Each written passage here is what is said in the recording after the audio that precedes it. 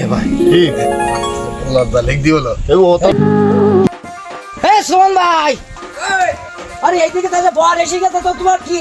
সব গোছানি রেডি। তাড়াতাড়ি সে সব কথা তাদের নিয়ে আসবো। হ্যাঁ মেয়ে তুমি চলে যাও তাড়াতাড়ি। কাজে আইস তো? হ্যাঁ কাজে তো সবাই এসে কমপ্লিট, আচ্ছা, আচ্ছা। তুমি তাড়াতাড়ি চলে এসো।